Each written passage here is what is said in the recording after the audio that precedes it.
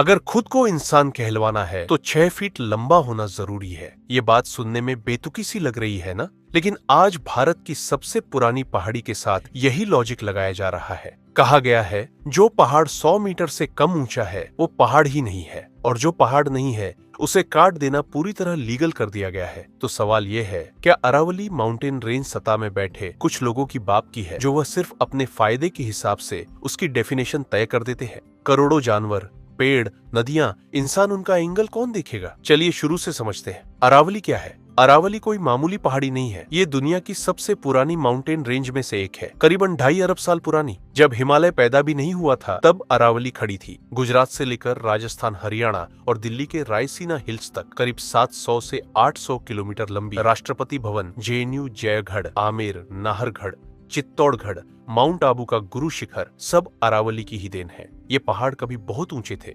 लेकिन हवा और बारिश ने इन्हें घिसकर छोटा कर दिया, और अब इसी कमजोरी को इनकी सजा बना दिया गया।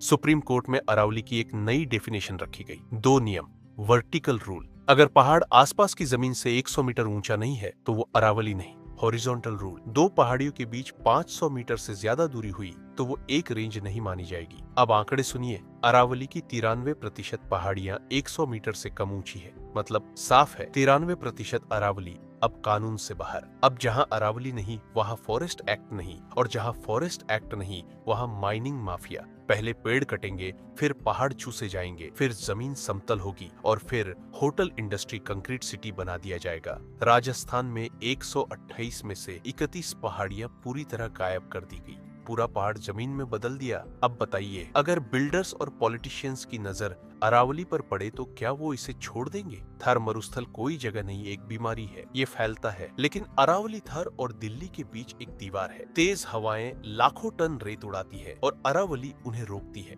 अगर 93% अरावली कट गई तो रेत सीधे गुरुग्राम, फरीदाबाद, दिल्ली, यूपी तक पहुंचेगी। खेत बंजर, गार्डन खत्म, लू जानलेवा, और दिल्ली का मौसम जैसलमेर जैसा हो जाएगा। अगर ये अरावली टूटी तो टाइगर और लेपर्ड एक ही जंगल में फंस जाएंगे। नया इलाका नहीं, नया पार्टनर नहीं। नतीजा, इनब्रीडिंग और इम्यूनिटी कमजोर, जिसके वजह से बीमार बच्चे, बांझपन और आखिर में एक्सटिंक्शन वॉर्टेक्स जिंदा दिखेंगे, लेकिन जेनेटिकली खत्म। तो सवाल ये है, जानवरों को मारना गलत है, लेकिन उनका घर तोड़ना सही।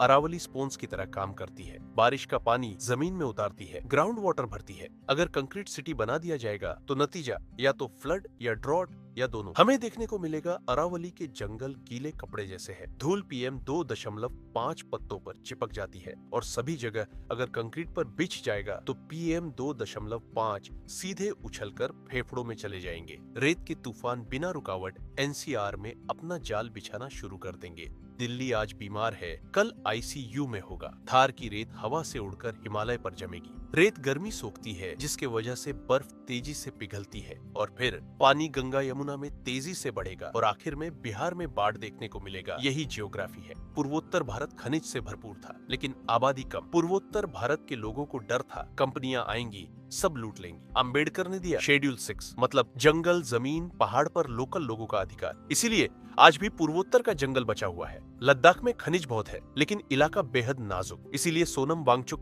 4 साल से कह रहे थे, हमें भी शेड्यूल 6 दो। जवाब में उन्हें क्या मिला? जेल, NSA, देशद्रोही का टैग। जिस आदमी पर 3 इडियट्स जैसी ब्लॉकबस्टर मूवी बनी, आज वही जेल में है।